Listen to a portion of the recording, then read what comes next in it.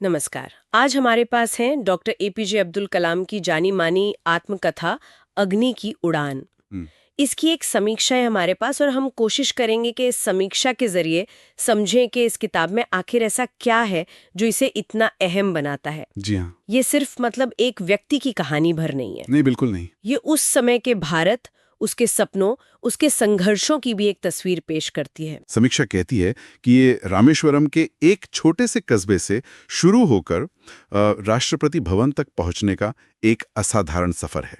हाँ, और इसे डॉक्टर कलाम ने अरुण तिवारी के साथ मिलकर लिखा था। हम्म, 1999 में आई थी ये किताब। सही है। तो आइए इस समीक्षा की मदद से किताब की दुनिया में थोड़ा और गहरे उतरते हैं, देखते हैं इसमें क्या कुछ है। जरूर। तो समीक्षा जिन मुख्य बातों पर जोर देती है उनमें सबसे पहली बात है दृढ़ संकल्प और कड़ी मेहनत। मतलब कैसे एक बिल्कुल साधारण पृष्ठभूमि से आया लड़का जी। जो कभी अखबार बेचता था, हाँ। वो देश का सबसे बड़ा वैज्ञानिक बना और फिर राष्ट्रपति पद तक भी पहुंचा। ये तो अपने आप में कमाल की बात है ना? बिल्कुल बिल्कुल। और समीक्षा ये भी बताती है कि ये सिर्फ एक व्यक्तिगत जीत की कहानी नहीं है। ये असल में दिखाती है कि जुनून और लगातार कोशिश जो है वो कैसे सामाजिक और आर्थिक रुकावटों को भी पार कर सकती है। हाँ, ये तो है। ये एक ऐसा सबक है जो मुझे लगता है आज भी उतना ही जरूरी है, उतना ही प्रासंगिक है। समीक्षा इसी पहलू को किताब की एक बहुत बड़ी ताकत मानती है। अच्छा, और कड़ी मेहनत के अलावा समीक्षा एक और अहम पहलू पर रोशनी डालती है। वो है वैज्ञानिक प्रगति और राष्ट्रीय गौरव। हाँ, ये बहुत महत्वपूर्ण है। किताब का एक बड़ा हिस्सा, जैसा समीक्षा में बताया गया है, भारत के मिसाइल और अंतरिक्ष कार्यक्रमों पर केंद्रित है। उसमें डॉक्टर कलाम का जो योगदान रहा। बिल्कुल। और समीक्षा इसे इस तरह देखती है कि ये किताब उस दौर का एक दस्तावेज है जब भारत तकनीक के मामले में आत्मनिर्भर बनने की कोशिश कर रहा था, संघर्ष कर रहा था। ये में दिखाती है कि कैसे मतलब सीमित साधन होते हुए भी बड़ी वैज्ञानिक उपलब्धियां हासिल की गईं। और ये समझना दिलचस्प है कि विज्ञान और तकनीक कैसे राष्ट्र निर्माण का हिस्सा बनते हैं। समीक्षा के अनुसार किताब इसे बहुत अच्छे से दर्शाती है। और समीक्षा में डॉक्टर कलाम के जो मार्गदर्शक रहे, जैसे डॉक्टर विक्रम साराभाई और प्रोफेसर सतीश धवन, उनका भी जिक्र है। डॉक्टर कलाम काफी श्रेय देते हैं उन्हें। हाँ, देते हैं। तो समीक्षा के मुताबिक ये जो पहलू है, ये नेतृत्व के बारे में क्या खास सिखाता है? देखिए, समीक्षा के नजरिए से अगर देखें तो ये हिस्सा ये दिखाता है कि महान उपलब्धियां कभी अकेले हासिल नहीं होती। मतलब सही मार्गदर्शन कितना जरूरी है, टीम वर्क, अपने सीनियर्स के प्रति सम्मान, ये सारी बातें उभर कर आती हैं। अच्छा। ये सिर्फ मेंटरशिप नहीं है, बल्कि एक तरह से सहयोगात्मक संस्कृति, एक कोलैबोरेटिव कल्चर बनाने की अहमियत पर भी जोर देता है, जो किसी भी बड़े मिशन के लिए आप जानते हैं बहुत जरूरी है। सही कहा। और फिर एक और दिलचस्प पहलू आता है आध्यात्मिकता और विनम्रता का। एक इतने बड़े वैज्ञानिक होने के बावजूद डॉक्टर कलाम की गहरी आध्यात्मिक आस्था थी।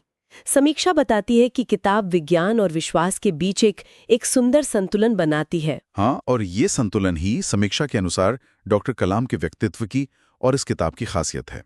मतलब विज्ञान की दुनिया में रहते हुए भी जमीन से जुड़े रहना, विनम्रता, मानवता की सेवा का भाव, ये संदेश इसे सिर्फ एक जीवनी नहीं रहने देते। सही। ये इसे कहीं ज्यादा एक प्रेरणादायक दस्तावेज बना देते हैं। अगर हम किताब की बनावट मतलब संरचना की बात करें तो समीक्षा बताती है कि ये 4 हिस्सों में बंटी है। शुरुआती जीवन, फिर शिक्षा और करियर, फिर मिसाइल कार्यक्रमों की यात्रा और आखिर में उनके विचार और भारत के लिए उनका नजरिया। हाँ, सीधी सरल संरचना है। लेखन शैली भी सीधी, सरल और सच्ची बताई गई है।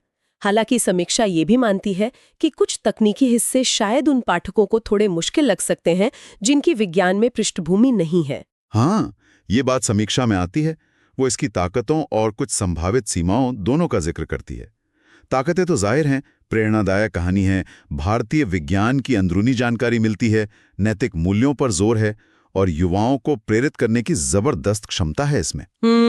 वहीं सीमाओं में शायद तकनीकी शब्दावली का इस्तेमाल कहीं कहीं ज्यादा हो गया हो और व्यक्तिगत जीवन के कुछ पहलुओं पर शायद उतनी गहराई से बात न की गई हो। समीक्षा ऐसे सीधी सरल कथा शैली कहती है जो कुछ को पसंद आ सकती है पर शायद कुछ को थोड़ी सपाट भी लगे। समीक्षा में कुछ यादगार कथनों का भी जिक्र है, जैसे एक है हम सब अपने भीतर एक दिव्य अग्नि के साथ पैदा हुए हैं। हमारे प्रयास इस अग्नि को पंख देने और दुनिया को इसकी अच्छाई की चमक से भरने के होने चाहिए। क्या बात है। और एक और है सपने देखो, सपने देखो, सपने देखो। सपने विचारों में बदलते हैं और विचार कर्म में। वाह, ये कथन, जैसा समीक्षा में बताया गया है, किताब के मूल सार को पकड़ते हैं।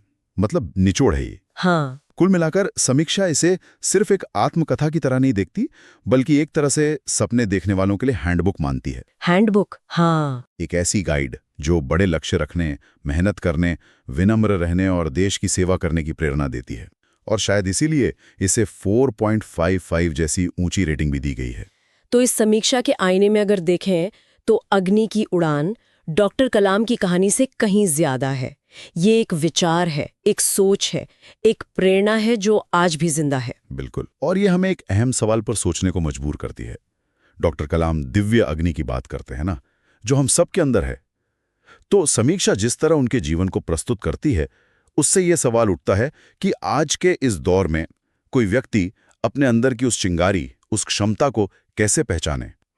ये बड़ा सवाल है। और उससे भी बढ़कर उसे पंख कैसे दे, उसे उड़ान कैसे दे।